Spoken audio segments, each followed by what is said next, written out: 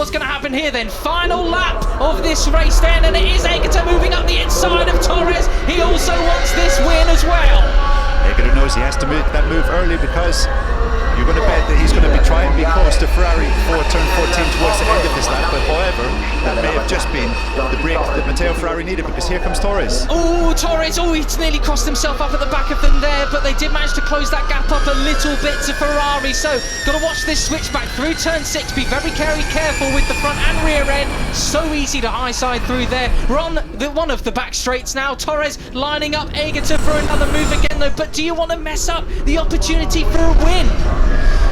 Yeah, Ferrari just has, 0.4 of a second through the first split, thanks to that move that Egerter made at turn 1 on Torres. But Egerter now has a couple of clean turns to try and hunt the man down. And he's going to have the benefit of the slipstream down the back straight as well. He held a very tight line there, whereas Ferrari's managed to square it off a little bit better on the exit of that one. Has he got more drive down the straight? That is the big question. So the next corner is the big one, Curvone, and then it's all about the setup for a potential passing place in turn 14. Will Egerter be close enough to do it? I think he is, Neil. What do you reckon? It looks that way. Egerter is lining him up.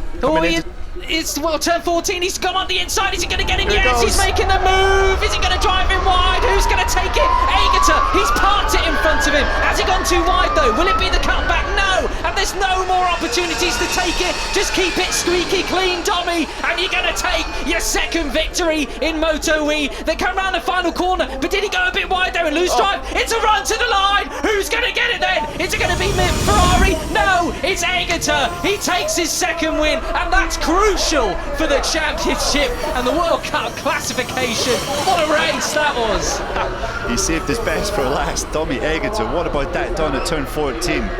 Just held on as well. 700ths of a second were in it by the line. I thought he made a bit of a mess of the final corner. Matteo Ferrari just got within a hair's breadth of coming across the line, but Egerter hangs on his second win of the season, and crucially, that result gives him just a bit of breathing space in the championship once more. Yeah, that was a classy ride from Egerter there.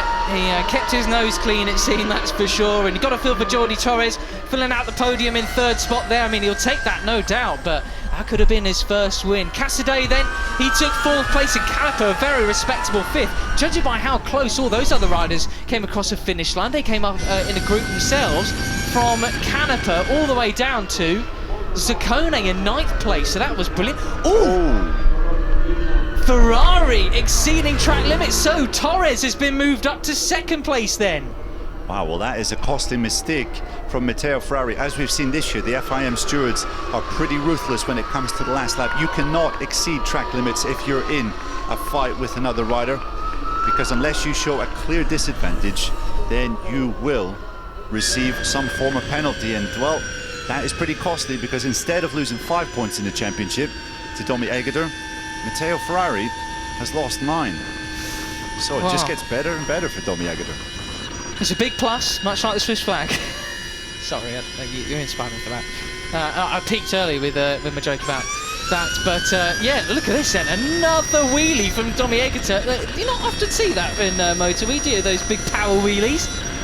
Well, he's very chuffed for that then. Oh, what was I just saying about you don't normally see big wheelies from the MotoE riders? Well, Jordi Torres, in fact, young sunshine, you are celebrating a second place. Wow. Super impressive stuff from Torres once again to get up onto the podium.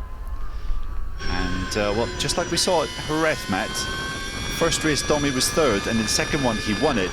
The second race at Jerez also, Egerter won from Jordi Torres. What a talented crop of MotoE rookies we have in this year's series, and I think we're going to get a sight of where Ferrari exceeded track limits. It was on the exit of the final turn.